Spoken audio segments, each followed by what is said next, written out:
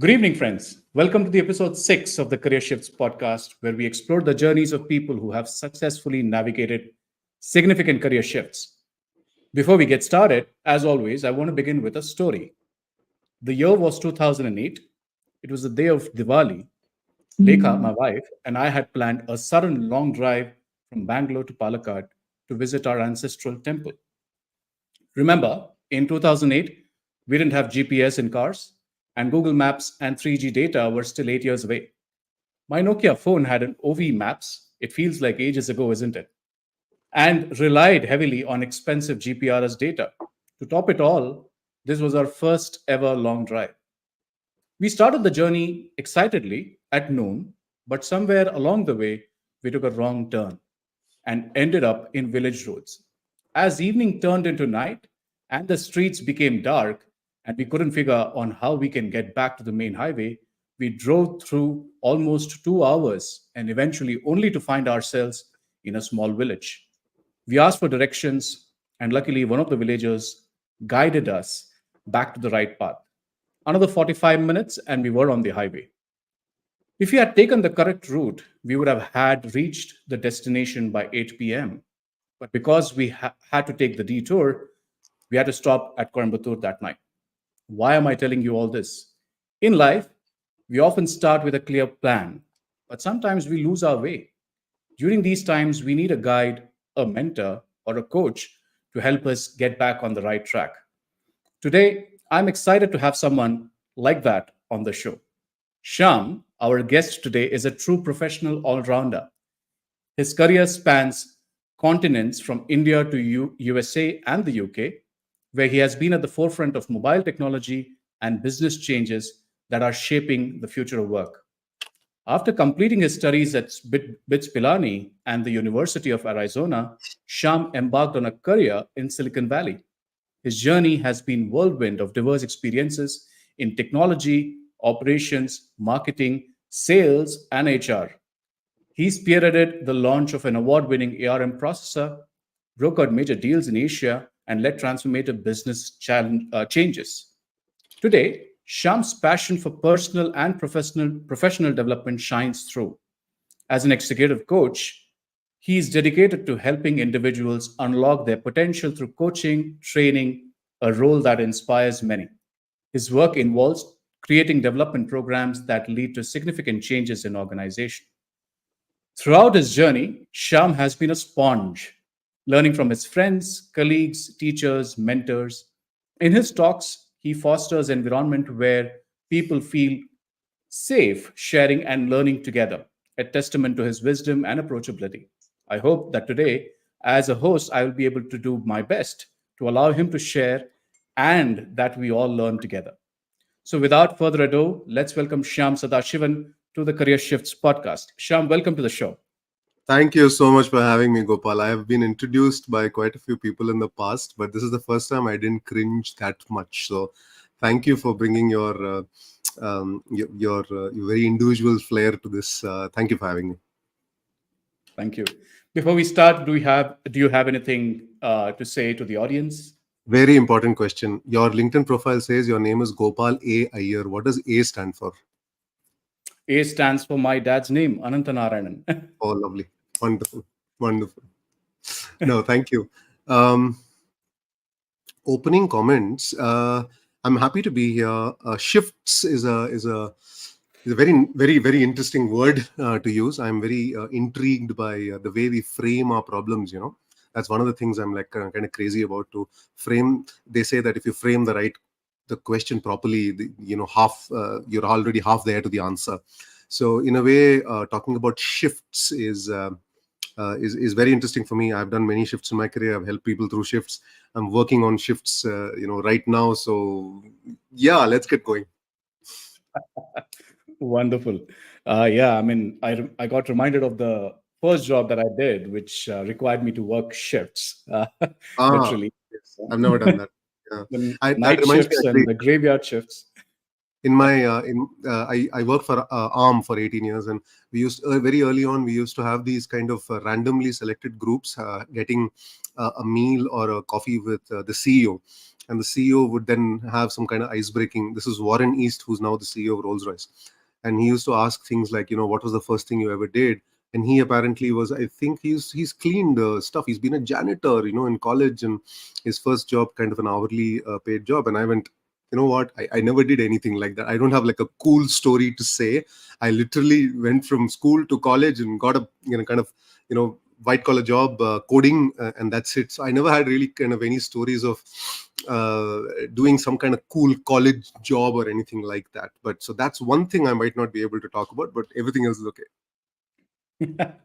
We'll see that. We'll see that. I'm sure there is a lot more story that lies within, and I'm sure I have heard a lot of them when you and I have spoken. But Yep. I think the audience can definitely learn through some of those. So, Shyam, you have had quite a geographical roller coaster, if I can say, and from your childhood in Delhi to Tamil Nadu, and then college in Rajasthan.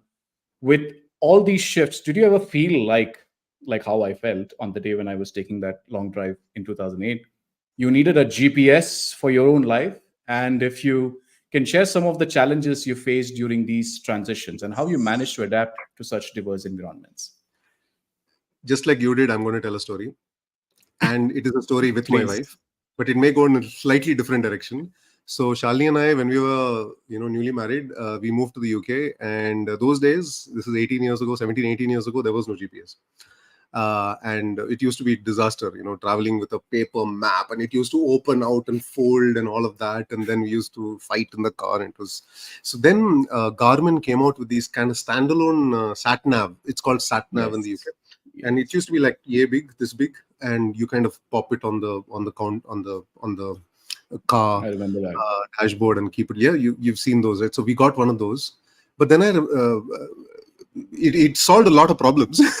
But then one thing it did not do very well is it made us lose a little bit of our spatial awareness. And so since then, now of course we have our cars and Google Maps and things. More than a GPS, I think I like to think of it the old way, which is the map way. But a map on its own is useless. You need to have a compass.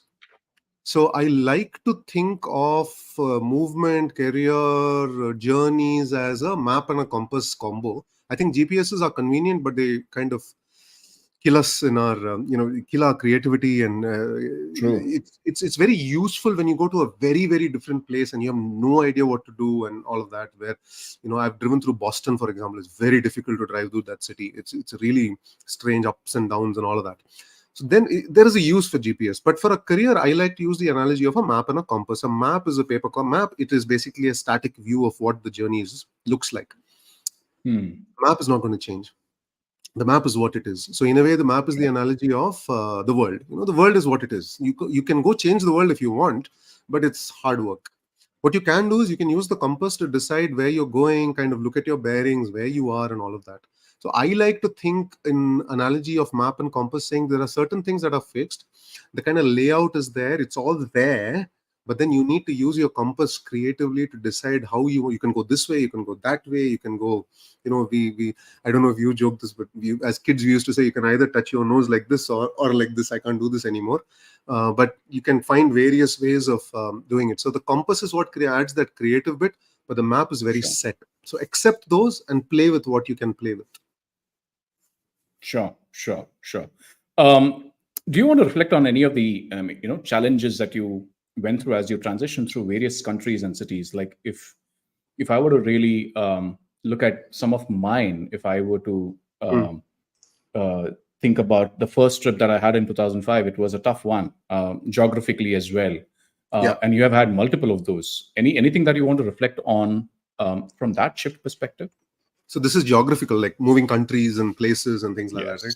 I think a lot of it is conditioning, right? So I grew up kind of almost first half of my childhood in Delhi, and then we moved down south to semi-rural Tamil Nadu and Karaikudi, and then I did finish my schooling for 2 years in Chennai. So a little bit of it is conditioning when you're young and when you're impressionable, You when one and this is a debate I keep having with my wife as well, again and again, saying, should we move? Should we, just for the sake of those new experiences and things like that, for the children, not for us. Mm. Mm. um, so I think a little bit of it is conditioning. What helped me is, I think, again, that map compass thing, accept what it is that is maybe a stereotype about you. Like, I went to the US as a fresh off the boat Indian student, got admission to a pretty good college, no funding, had to look for funding, search for it, and figure it all out. So there's a stereotype of a kind of an Indian student, or coming to study and all of that. So you balance that with what is new and what is different and what you can bring. So it's this kind of balancing out of addressing the stereotype, as well as also, I think, trying to find a niche or an area where you can shine. So, for example, I mean, I attended this workshop, behavioral workshop in Delhi recently, where they talk about patterns and contrasts. So the pattern is, I'm an Indian man, boy rather, almost, young Indian man moving to America. That's the pattern. But the contrast, what is the contrast? What do I bring? So adhere to the pattern. Like, for example, we are coaches right now, so we need to adhere to the pattern of a coach. But why should they come to Gopal? Why should they come to Shyam? Right? So there has to be a contrast as well. So if you are too much away from the pattern, you're not a coach. Then it's not going to work. So when I went from India to America, I was this kind of fresh Indian boy, a lot of energy, wanting to do stuff. Then I got a job. Then I moved to England. Then I was actually more like an America return in England. And then I moved from England to India. I was this kind of foreign entity coming back and all of that, and Angrez kind of likes and dislikes, and kind of your own. You got to play with the perceptions. One of my favorite quotes of all time is from my marketing class when I did my MBA 10 years ago. It was from this Marketing 101 by Rees and Trout. It's basically the marketing Bible, been a reference for years, where they said marketing is not about changing perceptions. It's not. It's too hard. Marketing is about marketing is about making the most use of the perceptions that already exist. Right? So, which is, a lot of it is about accepting how things are and then trying to play with it. So if you ask me what has that taught me, adhere to the perceptions, trying to understand them. You don't have to accept them, but understand those perceptions, and then try to find where you can kind of play with. Yeah. Yeah.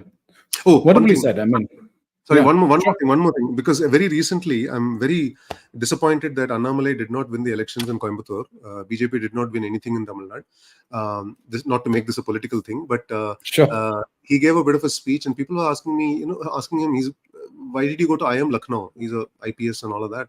And he said, see, I'm from the South. I've lived all my life in these areas and all of that. So when I got my IIM admission, I wanted to go to a place I've never been to before, because that is going to give me the perspective, the context in which I learn is going to be so different. That is also valuable. If nothing else, you get the different context, different perspective is extremely valuable in today's day, which I think. Wonderful. Very true. I mean, I've personally traveled through multiple cities, lived there, as well as, worked there. And at the end of the day, I can say that I've grown much more after I left my hometown, which is Mumbai. So completely agree with you on that part. Shyam, the next part on the way you have kind of lived through your career, and working through US first, and then the UK, and now in India. I mean, the trajectory is a testament to your courage and resilience. And at the end of the day, be it marketing, be it HR. I know you said you were at ARM. You were also doing HR for a long time. Last role. Yeah. And this demonstrates great deal of curiosity and adaptability as well. Like, could you share what motivated you to make such a change at respective times in your career? How did that happen? You use some lot of big words, huh? Courage, resilience, curiosity, adaptability. There's a lot going on there. I think I would put curiosity well above everything else. I think curiosity can trump lack of courage. It can trump lack of many other things. Because I think, especially today, I mean, coming at it from the angle of maybe helping people with some ideas for today is, There is too much going on in this world. There's way too many things Mm. and options and all of that. So I think curiosity is a superpower. Mm. You asked me what motivated me to make a change. So when I was in my corporate role, I had a little bit of I always had this itch of doing something different. So it's some part of it is natural, I think. Sure. So I had like a Sure. 3-year kind of a mentality, and this happened very, very early in my career. So first year you learn the job. It takes you 1 year to learn anything, and this is something I Mm. speak about a lot to Gen Z type of audience that I meet, saying it takes 1 year to become really good at something. It does, anything around 1 year in a professional capacity. Setup. Yeah. Then another year it will take you to shine and do something worthwhile for people to notice that you've done. You may do it all this faster, but this is my experience. 1 year to learn, Mm. 1 year to apply and really achieve something worthwhile, and then one more year to get bored. So this is what happened to me. So 1 year Mm. get bored doesn't mean that the work is boring, but more of a aspect of I've learned this, I've applied this. Okay, I've reached kind of 80% of the kind of level here. Mm. Mm. Now, do I really want the next 20%? Do I really want to be top in the world in this thing? Do I really want to be the Federer of tennis, or am I okay, being in that circuit, and now I want to do something else, right? Mm. Um, Mm. and another thing that I read long back, this is from the blog by Scott Adams, Dilbert, the creator of Mm. Dilbert, and he wrote this thing very, very long, probably 15 years ago, if not longer, where he Mhm. said that if you want to be top 1% in something, and I'm Mm. saying this because this is basically the idea that has driven me throughout the last 15 years after I read it for the Yeah. first time. If you want to be top 1% in something, by definition, 99% of us are not going to be there. By definition. Mm. Mm. Mm. It's much easier to be top 25% of something. By the way, it is much easier to be 25% in one and 25% in another. The combination of Very the two, true. if you multiply and add a little bit of math, it's 6.25%.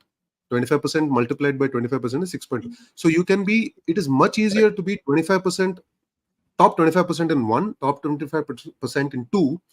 And the combination is where the magic is, where you can be top 6% in combination of coaching and educating, which is what I do. Am I the best coach in the world? Probably not. Am I the best educator in the world? Probably not. But am I a very good person who kind of brings both Does both. aspects together? Absolutely. And that's where all my time goes. I bring coaching into facilitation and facilitation into coaching. So I kind of thrive at the intersection of these things. So if you think about intersections, what happens is you stop. And by the way, if you're a specialist and you want to go Mm. deep, 30-year career in technology or one specific thing, that's fine. That's a career choice. For me, it has always been about mixing things. Okay, engineering, fine. You know what happened? I used to write lovely stuff and people used to really like my communication. Great, I moved to marketing. Marketing, I realized love the commercial aspect of it. So I went into pricing. I used to Mm. design deals. And then I realized that the large part of it was operational, like bringing it all together. So great, I went into operations. Sure. And then in operations, I realized I was doing headcount planning, budgeting. I realized, yeah, the human part is so interesting. So I went to HR. And in HR, I realized it was learning that I loved. So I moved into learning, and I realized that this is what I kind of want to do Mm. Mm. for some Mm. time. Mm. So I think courage, resilience, all those things, I think come from that sense of curiosity of what I myself call a plus one skill. So you are one thing. Sure. So when I talk about this to people, the first kind of criticism or reaction that might come from someone who says, but I'm in engineering, I'm a techie, I'm a research role. If I start talking about marketing, no, people will think I'm leaving. So the question is, how do you Mm. balance that? You can always say, I Correct. love my job. By the way, I'm also interested in marketing. That's a fair thing to put out to the world. Because another thing is, unless you tell the world what you want, how is the world going to give it to you? Right? You have to Correct. tell the world what you want. Correct. Otherwise, you're just sitting there. I mean, the world is not going to knock on your door and say, here, when it doesn't even know what you want. So you have to open up the windows, doors, and allow that kind of wind to Mm. rush in some way. So yes, the Mm. plus one strategy, combining skills, staying super curious, and probably finding a mentor, finding mentors, not coaches Mm. per se inside a company, but knowing who is going to kind of champion you. Like for example, my first break out of engineering was in what we used to have something called the marketing rotation program. They used to select a few engineers and put them through like a Mm. 1 year training on the job to then be placed into marketing roles in the company. And I Mm. got into that program. I was mentored by one of the best marketers I've ever met.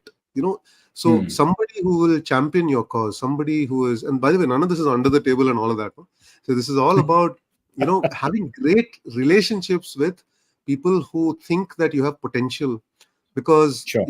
people move up in their careers because Correct. of performance and potential. Performance is your history, what you've done, and potential is what you can do in the future. Do. Now, Yeah, the thing true. is this: you have done job A and you want to move to job B, but you've never done job B before. So you have no performance to show. Correct. Correct. You have only potential. Oh, So you yeah. have to play with your potential and show that. Yeah.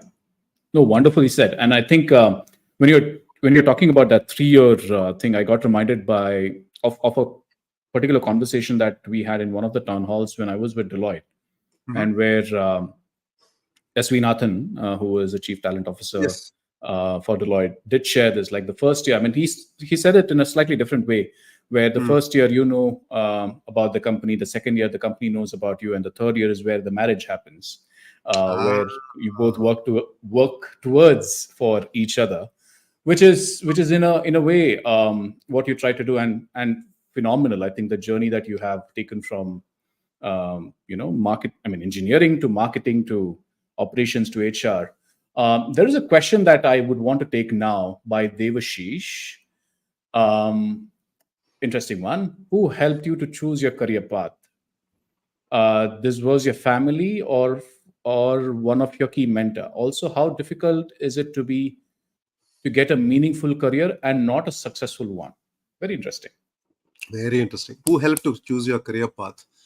Uh, First of all, thank you for saying who helped you, because large part of it is about also accepting that you're not alone, right? So I think it's Correct. very important to ask for help, support, input, feedback. See, you don't have to do everything they say, but you should ask. I think Correct. we have to Hmm. ask, just like I think Mr. Nathan said in your last podcast also, that you should Ask. feel okay to ask, right? So you should Correct. ask. There was my family involved always. My family has always been involved in all my decisions. In Hmm. fact, I was Hmm. just talking to Gopal recently about this. That for me, I'm a family man, and it's always been important for me to integrate my career decisions with the family. So even now, what I do today, Sure.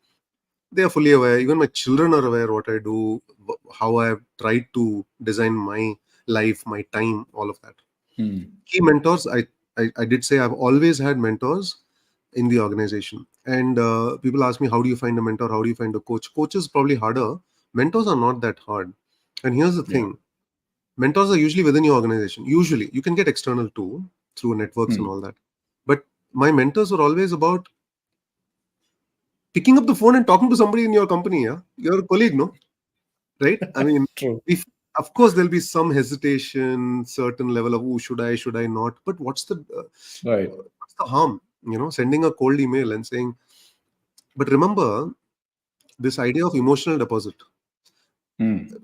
which is basically, if you open a bank account today, you can't withdraw tomorrow. You have Hmm. to make a deposit Hmm. first.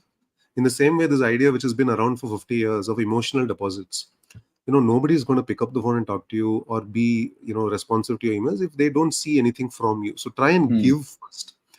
And Hmm. then you might ask, how do I give up? You can give, you Yeah. can say Sure. thank you, you can go and say hi. And none of this is about sucking up to people, sorry to say it that way, but it is all about really understanding needs, connecting, knowing. And the last question is, how difficult is it to be able to get a meaningful career, not a successful one? Okay.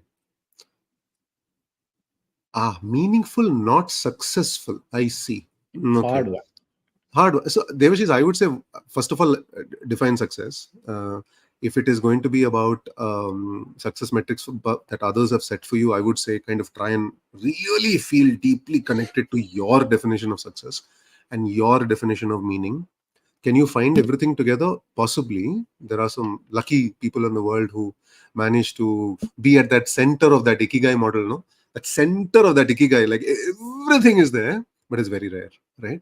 Uh, Hmm. People do get it, but people don't get it at the same time. So when I've had Hmm. meaning, I might not have had success. When I had success, I might not have had meaning. Hmm. Um, Please go and check out this 5-minute video by Shah Rukh Khan on YouTube, where he Hmm. talks to a guy in some setting, somebody, IIM, I think maybe, somebody says, I'm learning to become a writer or something, and I don't know whether I'll end up just doing like paperwork and not really writing a novel and becoming big and all that. Mm. Shah Rukh Khan says this beautiful story. He said 70% of my work is complete nonsense. I do it purely for the money. So when I finish my Yeah. job, I go to my bathroom and I cry that I've done such Mm. terrible work, which has no meaning to me, which has no Mm. artistic beauty to it. Why do I do it? So that I can fund the other 30%. I can go and do my theater, my charity, my really artistic stuff that I want to do. So Mm. you Mm. have meaning, you can have success, you may not find it together. I think that's the main thing. In my work, even Mm. today, there are certain work which gives me incredible meaning. There is Mm. other work which gives me incredible success, which is very lucrative, but may not feel like, my heart is like really in sync with that work. So I wish you the best. Mm. Devesh. I hope you find meaning and success. It might be in different places. Interesting.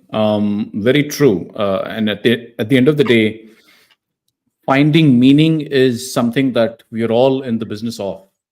To Yeah. be honest, we're all trying to do that every day in day out in anything and everything that we're doing. And I think one of the most favorite conversations that I keep having with quite a few, and including you, is how to find the ikigai. And it's not an easy one No.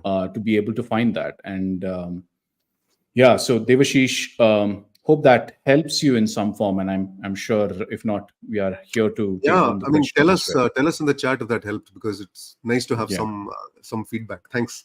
yeah, yeah. There's a question from Ashima. Mhm. I mean, it's a comment rather. Multiple horizontal movements in career path have made you well-rounded and can Yeah. look anything from holistic perspective, which is very true. Any thoughts on this? And I just want to build on this particular question. A lot Hmm. of people,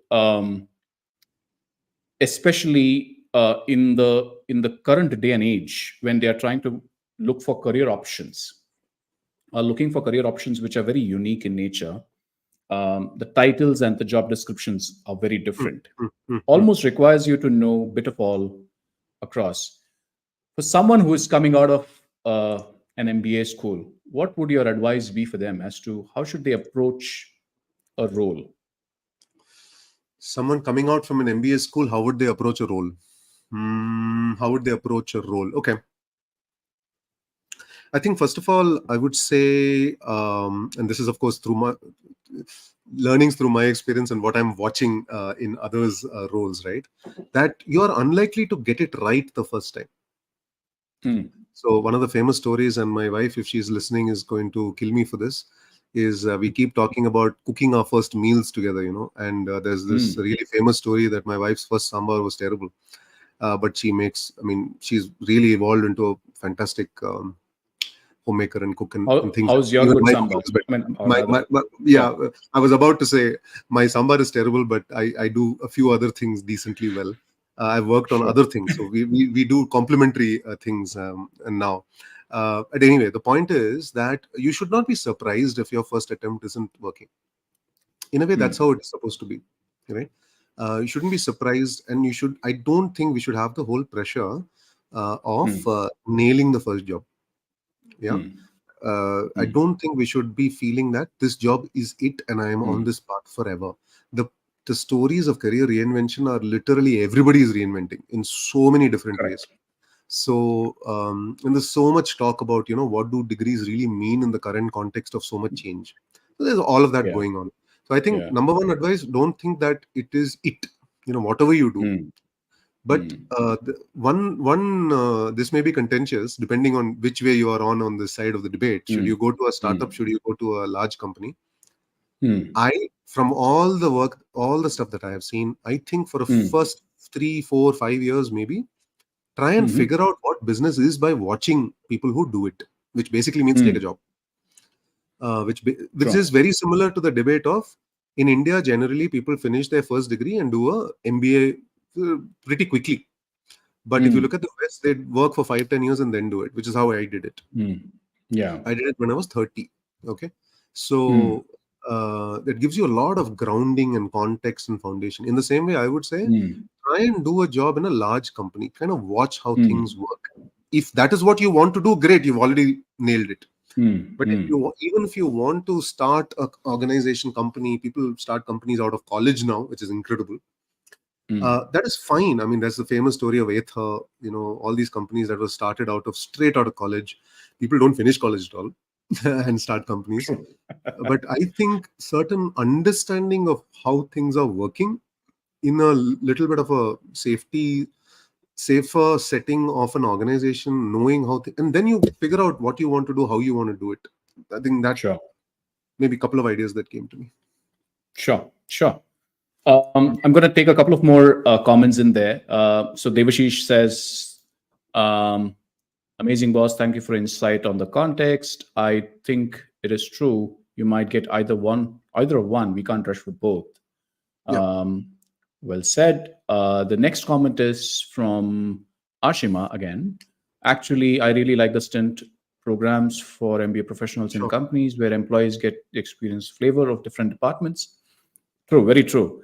And it helps understand at least on the job aspects of various functions, whether one likes to build the career in the department or not, which is true again. Some of the comments that didn't come through on the platform, unfortunately, Srini Jakam says, people who pursue their passion disregarding money, titles, etc. are being labeled as non-achiever or in minority. How could one handle such perceptions? Yeah. Reputations, perceptions. Yeah. I mean, you made both Gopal and I work with Hogan assessments. And one of the things we do a lot of work on is this contrast between a sense of identity and your sense of reputation. Your reputation is what others think of you. Your identity is what you think of yourself. I think perceptions are very difficult to change, right? The way you can change perceptions is only through your behavior.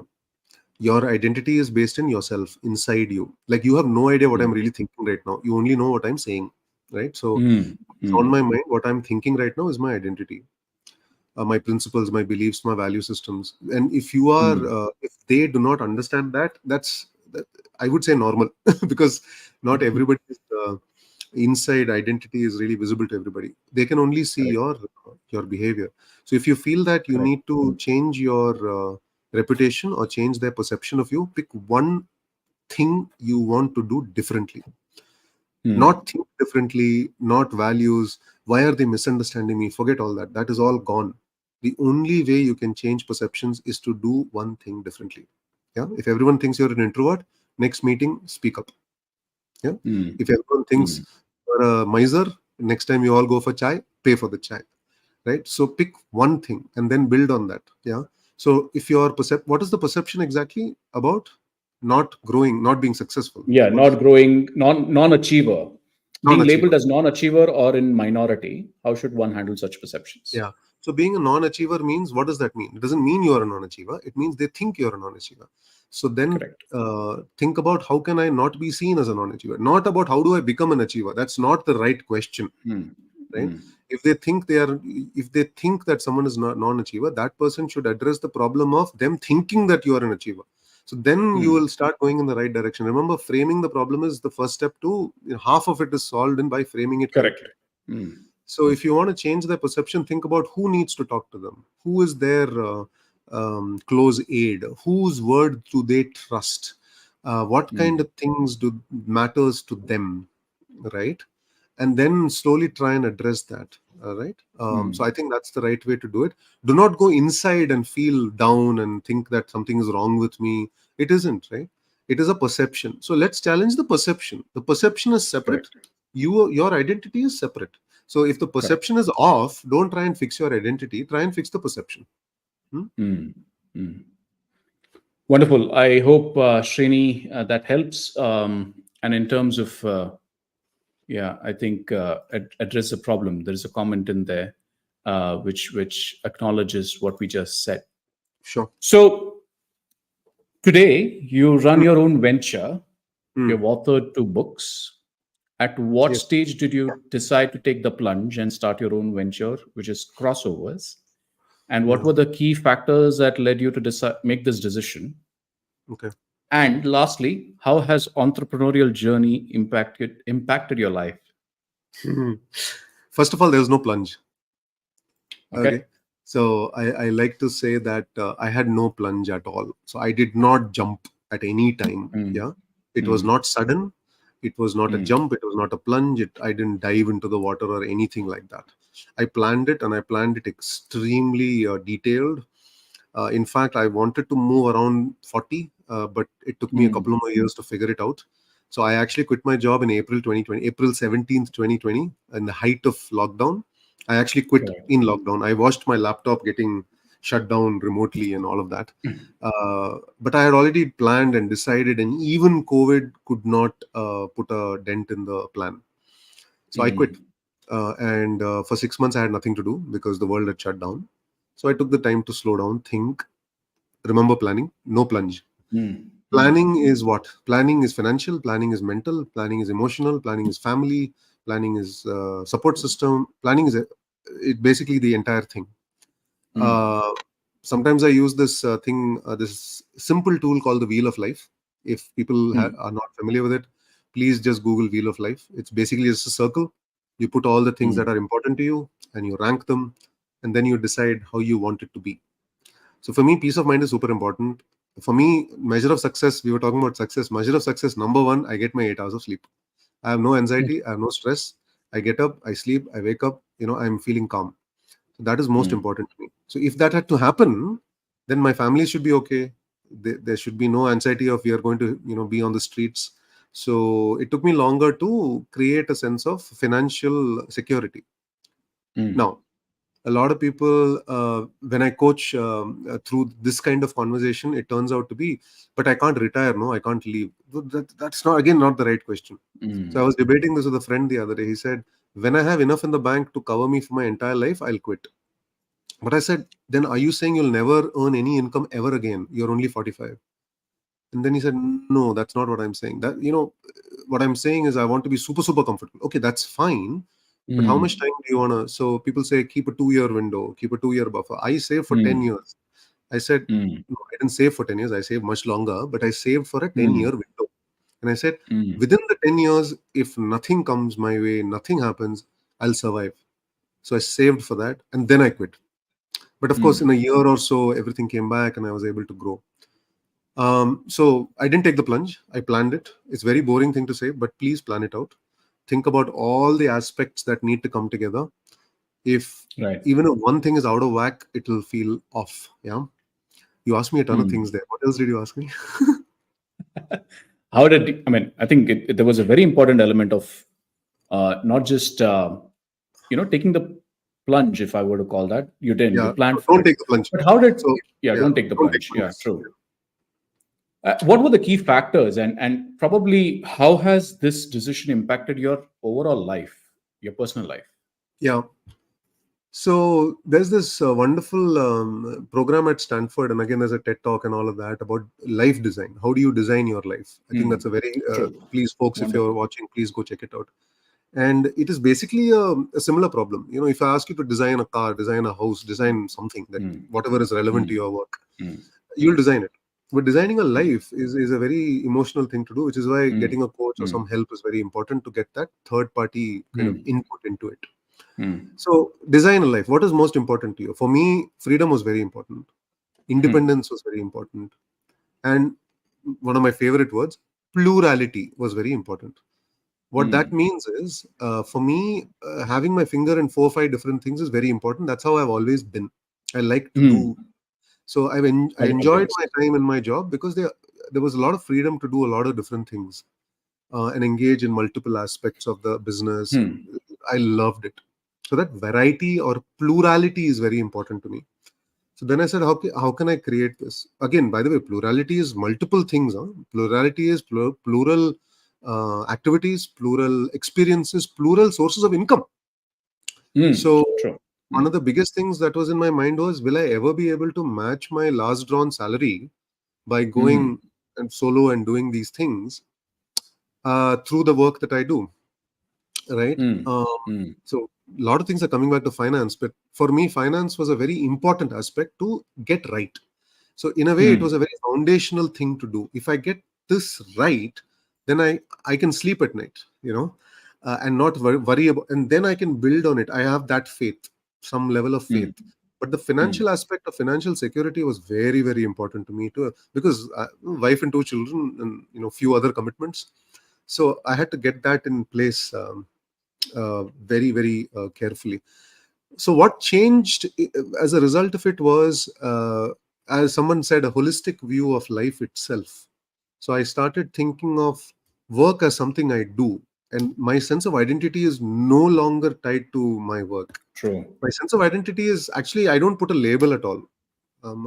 Do people say I'm an entrepreneur? Okay, I'm an entrepreneur. People say, are you father? Yes, I'm a father. Are you say people, are you business? Yes, I'm a business. Are you a coach? Yes, I'm a coach. I'm all of it.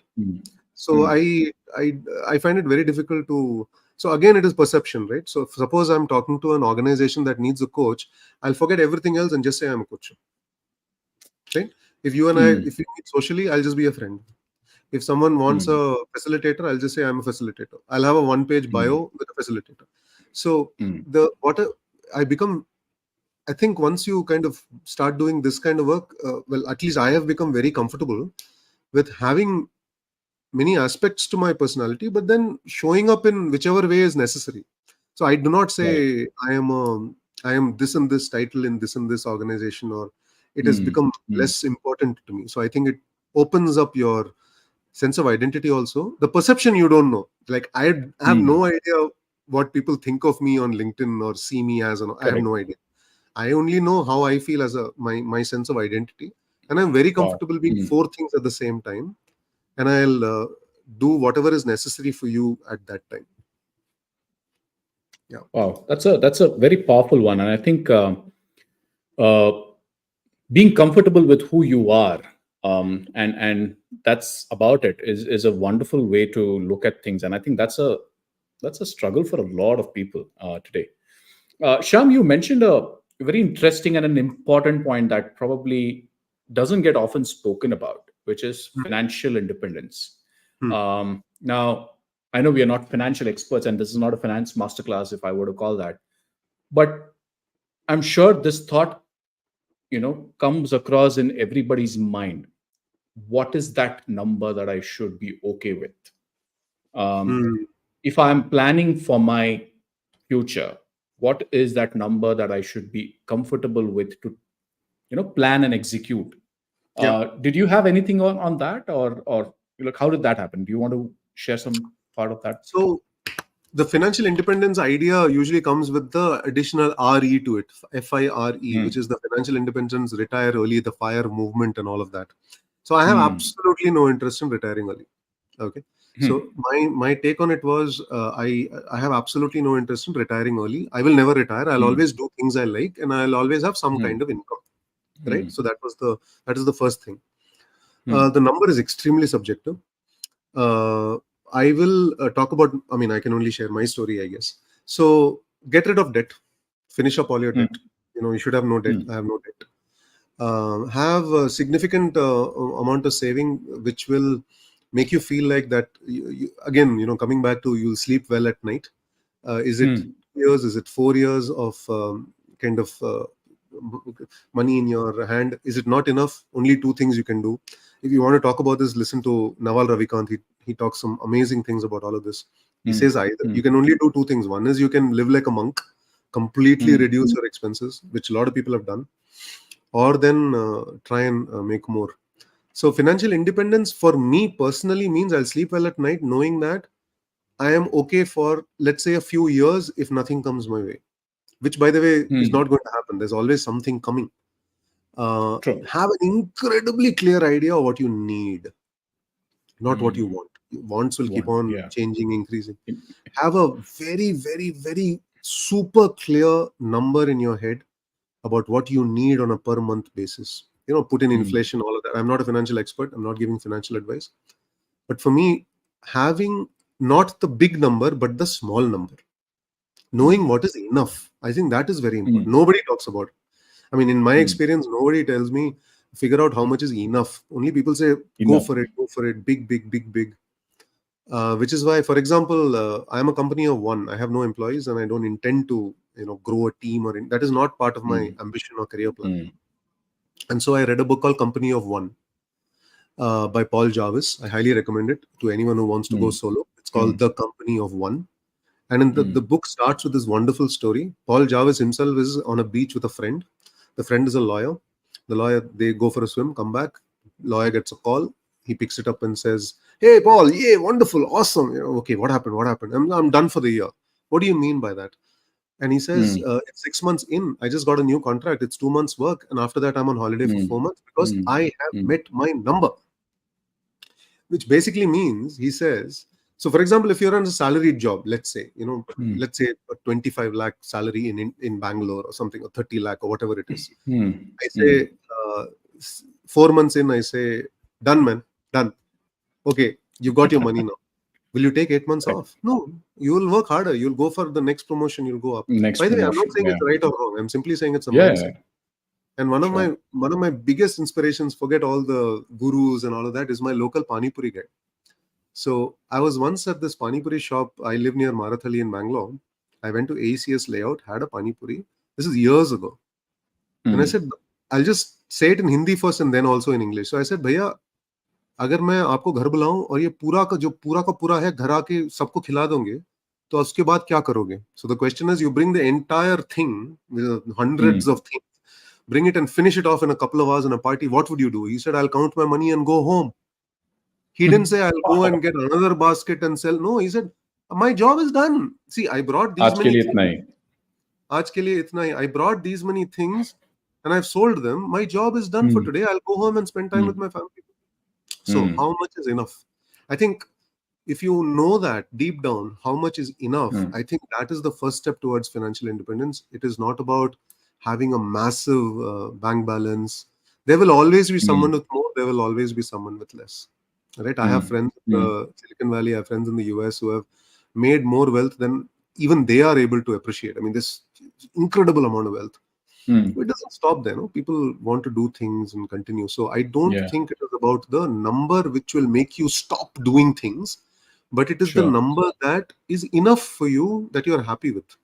And once you accept that, I think that is a real sense of release and freedom. Wonderful, wonderful. Talking of your journey, Vikas has a question. What did you find most challenging in your entrepreneurial journey during your initial phase? Initial phase. Well, I quit in the height of COVID, so there was nothing happening. So I think number one thing was faith that things will recover. And this is where coaches, mentors, helpers, like I have a financial advisor, he's looked after me for years. First thing I did, I called him and said, "Ye kya ho raha hai? What is happening? Will I lose all my this savings that I kept to keep me safe?" He said, "Don't worry, sir. Everything will recover." When your entire savings falls by 30% or whatever it was in 2020, it's a scary time. So it was very scary. So having him calm me down and say, "It'll be fine. Just stay there. It'll recover. You'll recover." That was very useful. So that anxiety was there. But most importantly, it is I think, imposter syndrome, right? Very important. Because I did not leave with a job. I did not leave with a contract with anybody else. 9 months, I had nothing. Literally nothing. No work, no income, nothing. So I kind of told myself, I'm going to take a break. I enjoyed a break and tried to enjoy the break. But most important was, I think the biggest challenge was that whole 0 to 1 thing, right? You're zero. You've not done anything. You've no body of work. You only have your past. You have nothing to show for the future you want to create. So I think the most difficult was performance potential. You need a break.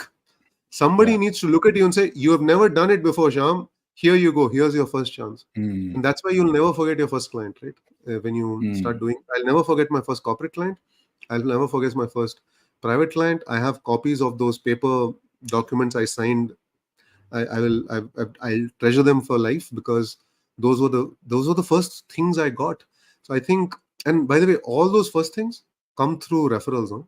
The entire thing is about support systems, people knowing, Shyam, you've become a coach. There's somebody who needs help here. You want to talk to them.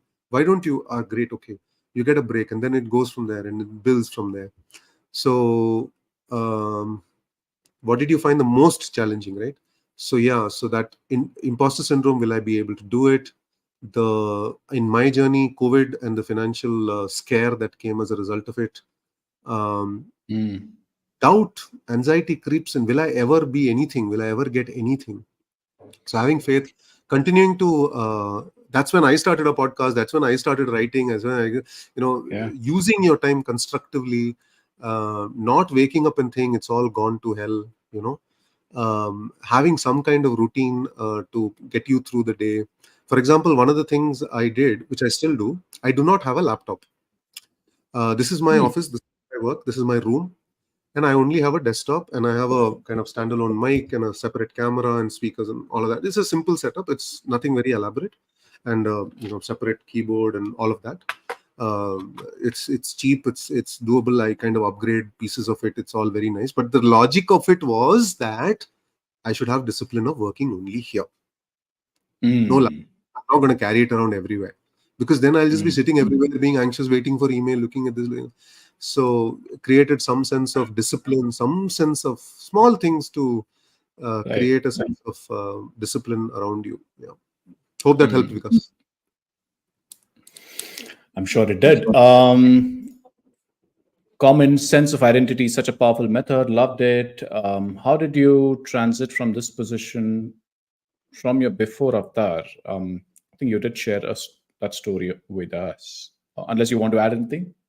To this, so I right now do facilitation and coaching largely. I do a few other things. Um, I think it's about, again, perceptions. Very important. Mm, Because mm, ultimately, people are going to give you work because of perceptions, not because of your identity. They have no idea who you are, what you think, what you are inside. They only see you as the yeah. professional you are. So I think important to understand people's perceptions. Like, feedback is such a powerful thing, right? Mm, Feedback is such a powerful thing. What are people telling you? What do people generally say about you? Do not fight it, mm, accept it. It is a gift. If they say you're mm, good at this, say thank you. If they say you're bad at it, think about it. Do you want to improve? Do you not? Does it have any value? Like, if someone comes and say you don't cook very well, or you don't do this very well. Okay, I'm taking a flippant example. At work, let's say I'm not very good with paperwork. Okay, I'm terrible. mm, I'm not a very good operationally sound person. I was never a very good corporate citizen. I was always a little bit of a mm, maverick. But then you have to mm, make a decision whether that is what you want to improve, right? mm. Because or do you want to amplify your strengths, or do you want to develop on your weaknesses? You got to make a call. Sure. At some point, you'll Sure. accept your weakness and say, that's okay. I'm okay at this. I don't want to be a 90 Mm, on 100 on this. I'm a 60 on 100. I'm okay. So I think mm, those kind of things will help you to make those decisions, to say, where do I want to go? What do people value? This is again that ikigai thing mm, of, mm. ultimately, see, if you're going to go solo, if you're going to start your own venture, you only have a business when someone pays you. Until then, you do not Right. have a business. Let me be very clear. I had to face this truth myself. I, Yeah. I I was not even able to say I am a coach until someone paid me, because only then I Mm, felt like that I was actually a coach, because people are paying me to coach. Because until then, it's just a business card. You only mm. have a business when someone pays you, folks. Until then, you're still on your journey. Wonderful. Talking of that, at what point of time did you think coaching is your true calling, and you're a phenomenal one at that? I've experienced this myself. To be saying this candidly, how did that eureka moment, if I were to call that at all, happen? Again, it was feedback, to be honest. I never considered coaching as an option when I quit in April 2020. Coaching was not even, I didn't even know what it was. I mean, I knew what it Mm, was, but I had never thought of it as a career mm, option for myself. The coaching came to be my serendipity. Someone, actually, I'd love to name them because they are a wonderful couple, Vishwapriya Kochar and Sandeep Kochar, who run Blue Minds out of Gurgaon. yeah, Uh, yeah. they had something going on. It's September 2020. We got talking, and they asked me to help them with a project at that time. And I just jumped in, and I've said the story many times. My first client spoke to me in Tamil, because it Yeah. was a person in rural Tamil Nadu. His English was very broken. And he said, "Can we do in Tamil?" I said, "Absolutely, we can." And we had a Mm. fantastic conversation for an hour in Tamil. So my very first, when I say first coaching, my first paid coaching session was Coaching, not yeah. even in English. So yeah, Wonderful. We have a lot of comments coming in. Stephen says, "Company of One by Paul that's the book. Paul That's the book. That's Jarvis." correct. Thank you, Company off Stephen. one, not on one. Company off one. I don't know where my Company copy of is. one. Yeah, I yeah, would yeah. I I would think show it, he's but he. I Yeah, yeah, yeah. can't see it here. I think he did correct that. Coach Ram, our dear friend, Yes, hi asked Ram. your question. Ram has just published his new book. Please go buy it. It's amazing. Career Trek. I've read it. Career I've track. read an early Yeah, copy. Coach Ram was very nice to share one with me. It's fantastic. Please do check it out. Yeah. yeah. How do you? Welcome, Coach Ram. How do you build a future pipeline of work? Go Yeah. with the flow or intentional strategy? I Very think interesting question. it's Important one for a lot important of one. people who are Important one. starting on their own. The answer to most of these questions is always an and strategy. I have to say. Uh, so when I go, and this is where I love trying to make space for everything. And I have the luxury Hmm. now. Okay, earlier I Hmm. used to not have the luxury because when you don't have work, you accept anything that comes your way, and you Sure. intentionally go out. So that is for sure. Go with the flow. Yes, do put yourself out there. Talk about your work. Intentional strategy. I don't like to throw my darts in the wind, as they say. So I have an highly intentional strategy of having 4 or 5 really good clients who bring me a significant amount of work. Hmm. And even there, I try to keep a little bit of space open because so that if something new and exciting comes or lucrative, Sure. let me be fair, Hmm. comes, I have the Hmm. space for it, right? If I have blocked my time with stuff that is either not interesting or not lucrative or maybe both, then I don't will not be able to take anything from others. So I have a threshold in my mind which keeps changing of how much work I want to take on to leave the space for Hmm. new things to come. Hmm. Hmm. um, Hmm. I can be honest and say, even in a salaried role, sometimes I didn't know what was going on in the like 18 to 24 month period. Hmm. But once you put yourself out there, you do large projects. Like I can maybe talk about one project because I worked with Amazon on a bunch of coaching projects, and you partner with large companies with large pipelines. You get a reasonably good view into your own Correct. pipeline. So I have optimized for that. Now you may not Hmm. optimize. You may want to optimize for something else. Hmm. You may want to optimize for courses or coaching sessions for Hmm. groups Hmm. from the public. Hmm. So those are harder, maybe more lucrative in large numbers, but they are Hmm. harder and they are kind of peaks, right? Every quarter, every month, you got to do and all of that. I have, as a solo person, I don't have the bandwidth for all of that. So I have Hmm. optimized for, I largely do only corporate work. So I work with a lot of corporates on large projects. I Hmm. do one-to-one coaching relatively infrequently. Again, it depends on referrals and people who reach out and all of that. So I think you have to have an intentional strategy. You have to go Hmm. through your own network and reach out and keep them updated and tell them what you do, but also leave a little bit of space for that kind of, as they say, the light, as Leonard Cohen said, it is through the cracks that the light comes in, as my good friend Wow. always reminds Hmm. me. So keep that crack a little bit open, otherwise it Hmm. might become too dark. Wonderful. Coach Ram, congratulations on the book. I Really. hope that answer helps you. And I'm sure it's going to be different for different people. At the end of the day, everyone has a strategy that they follow depending on, again, what they want versus what they need. So, Yeah. Sham, I'm going to take a couple of more questions and then get into quick rapid fire. We may probably go another 10 minutes if you're okay Rapid with that. fire. Wow, there's a rapid fire. Okay. Yeah, That's yeah, scary. surprise one. um, Surprising. so, Uh, not to say so I that think, everything else was scripted, huh? Everything was surprise only. yeah. I mean, I Uh, didn't tell you that this is going to be there today. So yeah. I mean, I think at the end of the day, you mentioned you touched upon various aspects. One, how did you plan for your transition or shift? Um, how you thought through the financial independence aspect as well. You walked us through the whole importance of having thought through how your first 6 to 12 months are going to be. um, One question that probably a lot of people would not have answer to or struggle is how to find my first client. And when I really ask this question, I'm aware of the fact that a lot of people struggle with having a good network. sure. um, they don't know where to start. I mean, not everyone is blessed with a good network, unfortunately. And they may also have been pushed into this solopreneurship involuntarily. I mean, given the current markets situations, do you have any guidance or tips that you want to share with such people as to how to go about finding your first paid client? In my exposure experience, the first paid client is always through some kind of network referral recommendation opportunity. It is extremely rare that in my line of work, at least, that you get a, if you open up a shop on the high street, I'm sure people will walk in and buy stuff from you. But for my line of Sure. work, it is extremely trust based. I mean, imagine, someone's paying me to help them through a career shift, or an organization is paying me to help someone through a career shift. So it is highly trust based, and we tend to trust someone who is trusted by someone we trust.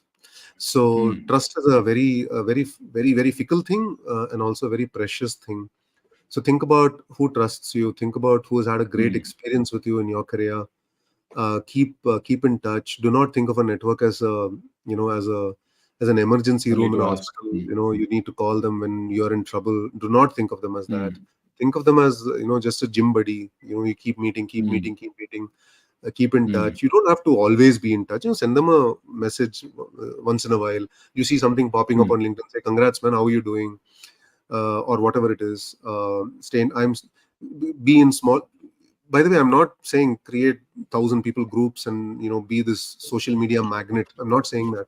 I'm saying intentionally have a list of 20, 30, 40 people you want to be in touch with. It's okay to be intentional about it. There's nothing wrong about this. In saying that, I want to be on Gopal's radar. I generally want to be in touch with him because Gopal's a great resource for me, and we'll be friends. We'll talk to each other. There's nothing wrong here. There's absolutely nothing wrong with developing a network from scratch. Hmm.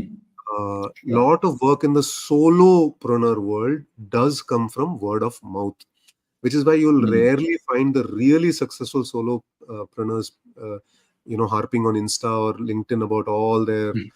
pay and money and success. They won't do that because it kind of works away from their credibility and their trust. So I think True. the quiet ones, a lot of work is going to come through network. Build a network, grow a network. Networking is not a bad thing. Think of networking as a way of solving other people's problems. Do not think Hmm. of a way of just saying hi, hello, and all of that.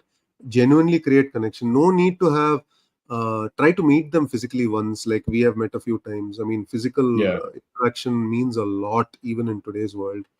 Like Yeah. Coach Ram and I have met once or twice. So Yeah. basically, meeting, creating some connect. I think all of that is Yeah. important. Do not look at networking as I have given, now I should get. One day, Hmm. you give, you give, you give. One day you'll earn the right to receive. And Hmm. hopefully, one, by the way, one question I ask when people are at a shift, I ask Hmm. them, let's assume very bad scenario. Tomorrow you lose your job. Let's say suddenly they Hmm. say, it can Hmm. happen to anybody. You walk into the morning, they say leave now, and you're back Hmm. home by 11 o'clock. Who are you going to call for help? Not for support and saying emotional support. All that is separate. For professionally, who are you going? The number of people who cannot give me one name, you know, who are you going to call and say, I've lost my job, help? Know who those people are. Be in touch. Be in touch not from the purpose of I one day I'm going to call you. Be in touch with genuine human connection. And one day, when if and when that happens to you, you will call them. They will pick up the call and they will help you. So please keep that close circle warm. Wonderful. I think couldn't have said anything better than this. And one of the things that I've also heard a lot of people say is Mm, your first client is always special. yes, Cherish them, very. and it's only that I mean that experience that's going to add on to get more and more. So for all of you who are looking to transition into something different, some wonderful perspectives that Shyam shared. Prashant Iyer is asking if you can do a session on Ikigai. Would love to hear how you made it happen for you. You're making it sound so easy. Ikigai, I've read three, four different versions of it. Please do not go by the four circle Venn diagram or three, four Mm, circle Venn diagram. I do not think that is an accurate representation of Ikigai. I think for me, Ikigai is the Japanese kind of translation of it is the reason for being. Okay. So Ikigai is basically kind of, why do you want to get up in the morning? Do you want to read a book? That's your Ikigai. Do you want to go for a walk? That's your Ikigai. Do you want to play tennis? That's your Ikigai. Do you want to do a LinkedIn live? That's your Ikigai. So basically, it's your reason for wanting to get up and breathe and live, basically, right? mm, So mm, I do mm, not want to make it that getting, what is that Venn diagram of getting paid and wanting to like, and mm, mm, that's mm, a fair enough representation of it. But I think I think thinking of Ikigai is uh, I'm coming up with a couple of dark references. I don't know whether to use it or not because we're going to finish, but I'll reverse the reference. Uh, there's a very dark reference by Albert Camus, who said, I'll reverse it. I'm not telling it as he said it. I'm reversing it. Is that the only real question is how you want to live. That's a reversal of the question mm, of the statement. But the only real philosophical question is, what do you want to do with yourself in that sense? mm, And I think that is Ikigai. And also, one thing that inspired me recently was Nikhil Kamath of Zerodha. He was mm, at a mm. big event and somebody was talking about things, and he said, he started this phrase with an expletive, which I will not say. So he said, expletive, and he said, "Hum sab ek din marne wale hain." Mm. It was like, it was like, okay, that's true. In fact, that's the only thing we know for sure. Yeah. Yeah. Thing else we don't know. But just, I'm sorry to take it this way, but I just want to say that Ikigai is, I wake up and I want to live. I want to do Live. something. Yeah. I want to Yeah. actually get through this day. I want to do something. I think that's what Ikigai really is, and that can change. Today it might be something. Tomorrow it might be something. And I hopefully will finish this with a less laborious point.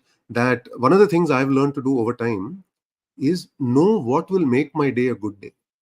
So Sure. sometimes we finish our days, we're busy, blah, blah, blah, we come, so happens to everybody, including me. But then if you start the day with saying, if I do that one thing today, if I spend half an hour with my child today, or if I do a good LinkedIn live conversation with Gopal today, or if I go out for lunch today, or if I do that one meeting today, it is an okay day. I'm happy.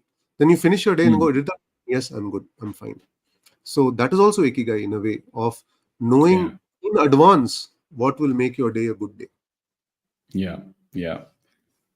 Wonderful. And I'm sure this is a never-ending topic. I think, It is. I could go and we on. can do. Yeah. Actually. So Ashima says, "Thank you. Thanks for the insightful and thought-provoking Of session course. with Of pearls of course. wisdom shared." Thank you, Ashima, for joining. And now I'm going to get into quick rapid fire. Mm. Favorite book? Favorite? Oh, I like to show it. Um, it's by an Irish poet called David White. It's called Mhm. Crossing the Unknown Sea. Uh, Crossing the Unknown Sea. Sure.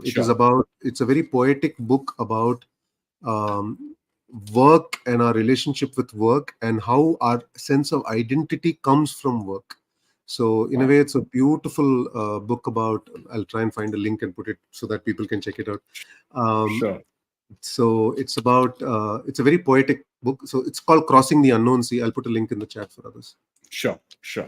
Sure. Most inspiring leader? Very difficult. It's probably too many in a corporate setting.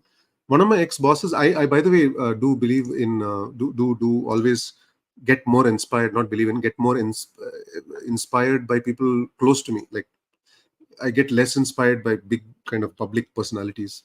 Mm, um, mm, mm, mm. so Sure. my one of my ex bosses who was incredibly empathetic, one of the stories I always say is, whenever we had a one-on-one, he would put away his computer, put away his phone, pick up a notebook and pen, and Lovely. sit with me for 1 hour separately in some room.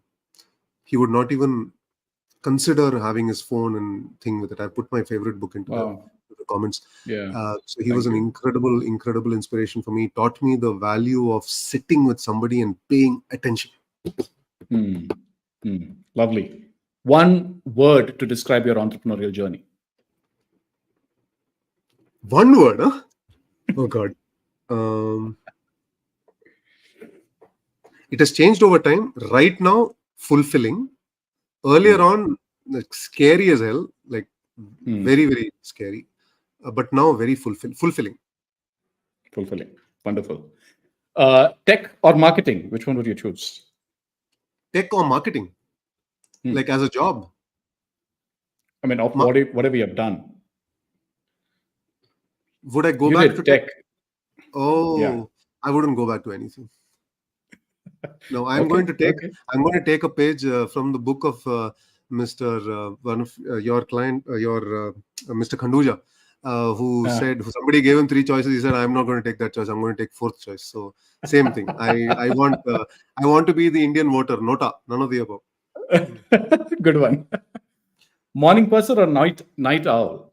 Morning. I sleep by 10. I'm up before 5. Wonderful. One piece of advice for any aspiring entrepreneur. We have Be shared quite a intentional. bit, but Be intentional. No, be intentional. I mean, that's one of my favorite leadership words. Do not jump into something because people want you to, or somebody is asking you to, or you think it's cool or whatever. Know the path you're on. Know why you're doing things. Be very intentional about every decision that you take and own your decision. Once you've taken a decision, run with it, do it, try it. Serial iterative failure is way better than waiting and not doing anything. So yeah, keep trying. wonderful. And if Shyam and I keep talking, we keep talking for hours. We'll But keep I going know, forever. yeah. So Yes. thank you. I mean, I really enjoyed this podcast with you, Shyam. Thank you very much for doing this. Any Mm. parting thoughts that you have for the guests? No, thank you for having me. It's I used to do a lot of this myself, but it's kind of, as I said, it's not kind of part of what is going on with me right now. So thank you for calling me. It feels fantastic. Feels good to say hello to quite a few people. If anyone else is still here and wants to connect, please send a connect, send a question, send a thought. Would love to answer you on LinkedIn. I'm on LinkedIn. I check LinkedIn every day, so very happy to respond to you. Yeah, take care, everybody. All the best with your career shifts, and thanks for shifting me, Gopal, in my head and getting me over for this chat. Wonderful. So, with that, thank you very much. Thank you to each one of you who have joined in and tuned in today to this episode of Career Shifts with Shyam. We hope Shyam's insights and stories have encouraged you to see your career journey with a fresh perspective, embracing innovation, creativity along the way. Each career shift brings new opportunities, and possibilities are endless, as we heard Shyam say. Remember, your career path is uniquely yours. It's courageous decisions we make and the empathy we show that pave the way for true success. Keep reaching your goals, keep pushing yourselves, keep pushing the boundaries, and be sure to join us for the next episode as we continue to uncover inspiring career transformations. Until then, keep shifting forward. Thank you very much. Thank you so much. Bye, folks. Bye.